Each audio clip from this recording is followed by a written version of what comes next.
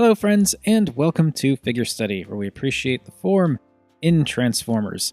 In this case, I guess the form is pretty much just a squiggly line, because today we're taking a look at Beast Wars Neo Cohrada. Now, I'll spare you all the boring details about me getting a hold of this guy, but just suffice it to say, this is not the Japanese version of the figure, this is the Korean version of the figure, so I'm not entirely sure if there are any real differences between the two. The only thing I can kind of assume is the plastic feels a little different, and I don't have the original Cohrada to know for sure, but I kind of can compare how this feels to Long Rack, and yeah, the plastic just feels a little bit, not more fragile, but just different, I guess. So yeah, I don't really know if there are any legitimate differences other than some weird tactile placebo effect, but that's where we're at. So, Cohrada is a Cobra, obviously, and they did a really interesting job of just making a robot fold up into basically just this part of the snake there. The colors are definitely not normal Cobra because it's like mostly blue and like a bluish gray and some silver, even a little bit of like bronze, but most Cobras don't turn into robots either as far as I know, so they can do what they want really. Yeah, this guy looks pretty darn good. There are some bits where you can kind of, some of the illusion gets broken. If you're looking carefully, you can kind of see like these details here get broken up a lot by the stuff going on in here. Kind of continues in here, but then this color is not quite the same as this color. So there's some discrepancies there. And yeah, I mean, it works. And this little bit always sticks up. Like no matter what I do, I can't get it to lay flush. And that's because of the water squirting gimmick. And I think this is cute. If you push that down, it makes his mouth open. It's just kind of adorable. But there's a water bladder up in there that this pushes down on, and that will spray water out of his mouth because, spitting Cobra. It just kind of gets in the way of this flap up here. So that's a little bit disappointing, but if you push it down with, keeping his mouth open, which I think works fine for a snake, it closes the gap a bit better. There's not a whole lot going on here. It's just kind of like half the tail is just kind of the stuff you get from those cheap plastic snakes you can get from like a dollar store. It's the same kind of segmentation there. Nice paint job though. Nice chromatic blues. It doesn't really do gradients. Like it kind of, I think it's supposed to be sort of like a gradation effect, but really it's just like turquoisey blue, and then it just immediately cuts off here into purple or purpley blue. And then immediately cuts off here into just like the rest of this bluish gray plastic, but whatever. I'm just nitpicking, as I tend to do. As for the back of the hood, got some Cobra-y kind of patterns back here. And this also looks good. My issue with this is like these colors I feel are way, way too primary to kind of go with the rest of this. Like, the rest of this guy is kind of, he's got more of like almost like a semi grayish metallic kind of tone to everything that you see from the front. Yeah, he's got some of this like turquoisey blue and purpley stuff and whatnot, but like if you're looking at him just like from the front, the tone of all these colors kind of works together. And then you turn him around and it's just like, yee. It's like someone dropped a hot dog on his back and you got ketchup and mustard back there. I mean, I know it's supposed to be like a colorful Cobra hood thing, but I think it might be a little too colorful, but then again, it's also on the back and you never really see it, so it's not that big a deal. I can deal with the really bright colors on the back, because that doesn't seem necessarily completely random, but this does kind of bug me a little bit. There's holes back here, and that's entirely to do with the way he's built and the way his transformation works. It just, that asymmetry on the back of the Cobra hood that's supposed to be symmetrical, just kind of, it bugs me in a very weird way. And it's mostly just a Rob thing, but it's a shame is all. I do like though how with a little bit of finagling, just a little bit of kind of tweaking these joints here, you can actually get some decent rearing back poses with him. It takes some doing, and there's a little bit of a balance issue, but okay, you're gonna make me a liar now? There we go. It's like there you can have it looking kind of like he's coiled to strike, which is pretty cool. I like that. He's a snake. He should kind of be able to do something like that. we've still got size comparisons to do, so move him off to the side here. You stay. And here we have Cohrada with a Titan's Return Deluxe and our amiibo, and yeah, he's a pretty decent size for just a snake ball with just like the tail. It doesn't really do anything. He compacts pretty nicely, but yeah, he's decent size, not like life-size Cobra or anything like that. I think like the body would have to be much thicker and a lot, like at least 2 or 3 times longer than it is now for it to be a more accurate kind of Cobra size, but like this portion of it I think is pretty close to the real thing.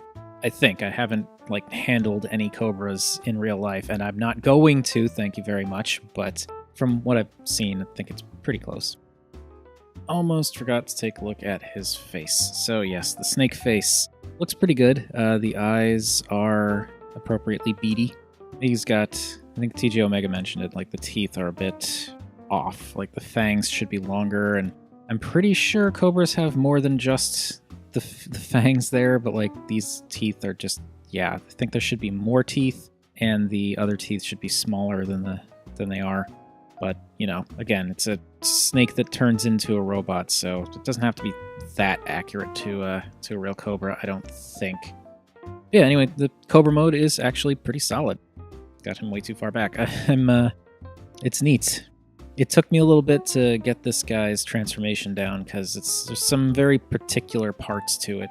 Like, things have to go in very specific locations for everything to fit properly, but, you know, once you get it down, I think it works pretty well. Anyway, it is time for me to make him not a snake anymore, so let's get to that.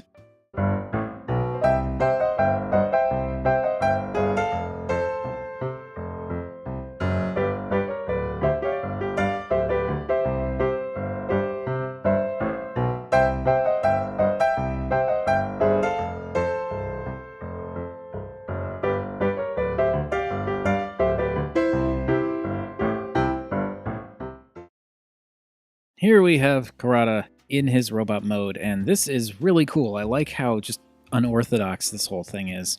I've seen reviews that compare this to sort of like a cowboy motif with a poncho, and yeah, no, totally. And I think it works really, really well here. Joints on this are a little bit, like they've kind of loosened up a little bit over time, but they're kind of scary to mess with. But I think that's just because of the version that I have. I don't think that's necessarily a given for like all the versions of this toy, but this is very cool. I really do like the aesthetic that this guy has going as I'm fiddling with him to get everything kind of in a better spot. So yeah, there are some fiddly bits to him, like knowing where this arm is supposed to go and how it's supposed to be oriented, and getting the head oriented properly is a little bit tricky, but I can't really argue with the results. This is a very interesting looking robot mode. I do very much like the sort of cowboy with a poncho aesthetic they've got going on here. Like, you can even kind of see the head there. Very kind of reminiscent of that. Like, he's even got that kind of arrogant cowpoke smirk, if you want to call it that. And of course, the top of his head totally kind of has that sort of cowboy hat feel. The head is a bit limited because of the transformation, but, you know, as long as he can look left and right and tilt his head a little bit, that's perfectly fine for me. And yeah, the whole poncho thing I think works really well, just the way the Cobra hood goes up over his shoulders and onto his back. This doesn't do anything at all, but yeah, it's fine. I think it works. And when seen from the front, I think that actually does the whole poncho motif really, really well. You can actually see, too, that there's some vaguely mechanical detail molded on the inside of the hood, which is pretty neat. And the head does a good job of kind of tucking down to just become the front of his chest, or I guess the front of the poncho. And I like, too, that it covers up some of this plain section here that was sort of the snake belly. And you got some detail on the thighs there that could probably be painted, but whatever. And just a little bit of that scale kind of design in the molding going through on the fronts of the legs there that kind of, I think, ties it all together, because he's got like scale texture all over his body in specific places. It kind of almost looks like he's a robot cowboy with a like a snakeskin poncho, snakeskin whip arm, and snakeskin boots. And because of the way that it transforms, like the more robotic parts of the legs are hidden inside the hood. So when he transforms, you get kind of the more organic stuff on the outsides and the more robotic stuff on the insides. So it kind of ties all that together as well. And yeah, I really do like this guy. The whip arm is definitely a tricky thing, but it looks pretty good. Like, I just put him down, and this already kind of looks like he's getting ready to just whack somebody really good, and that's pretty darn cool. Bringing him back over here again. Here you can see the one arm that's a little bit tricky, and the squirty bladder thing. Like, this is a bit tricky just because it's on this ball joint hinge here, and like the ball joint's actually facing this way as opposed to out this way, so it definitely limits the articulation a bit. And also, I don't think there's no bicep swivel. The swivel is actually at the elbow, so that makes posing this arm a little bit fiddly, but that's okay. I also think it's interesting that this arm is like this funky can opener claw. It's just kind of it kind of stands out among all of the other details that this guy has. It's just that one arm that's like kind of mangled. But anyway, yeah, just altogether this guy looks really cool, and it does not take much to get him into a neat pose. I was also really surprised with just how big he ends up getting. I mean, he's a pretty decently sized snake as is, but he's a lot taller than I expected. As here you can see him with a Titan's Return Deluxe and the amiibo, and I guess he's not like huge compared to his snake mode, but just for whatever reason, when I got him, I expected him to be about this tall.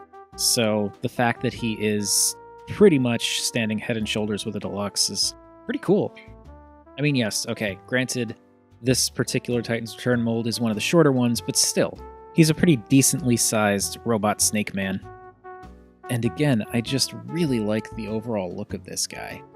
I mean, I wanted to get my hands on him for a reason, and I'm absolutely not disappointed because this is neat. Like the way the colors work here, the fact that you get much more copper showing up.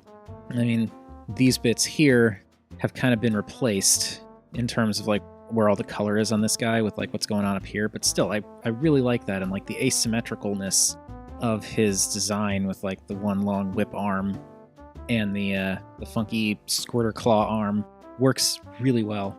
I also really like how the way the colors are laid out kind of flip when you transform him, because, you know, this part here is on the bottom and this part here is on the top, so this is hidden sort of, like this copper is hidden sort of by the snake head, and this plastic is much more obvious, so then it kind of just shifts that around, and you end up with it's the same colors overall, but it's like a different color layout, which kind of helps to make this feel a bit more different from the snake mode, despite the fact that he's essentially wearing his snake mode like a coat.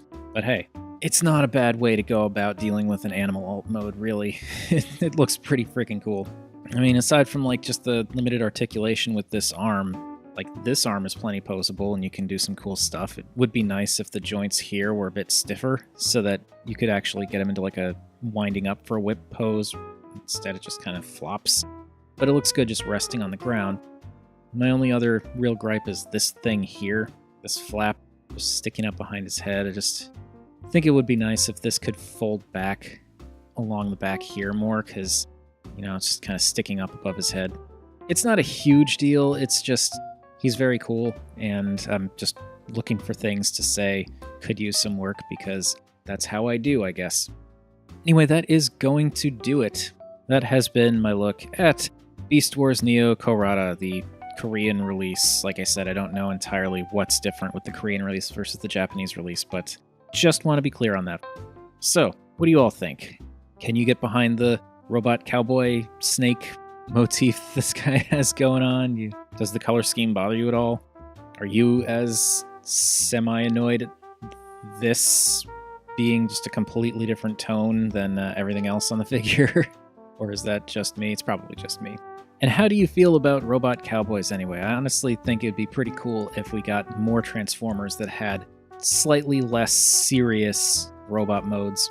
Granted, Beast Wars Neo had a lot of not very serious robot modes, but it wasn't always a thematic reason for them not being serious. And again, thank you for watching. Feel free to like, comment, subscribe. Any combination of those three would make me a happy Rob. And remember, art is more than meets the eye.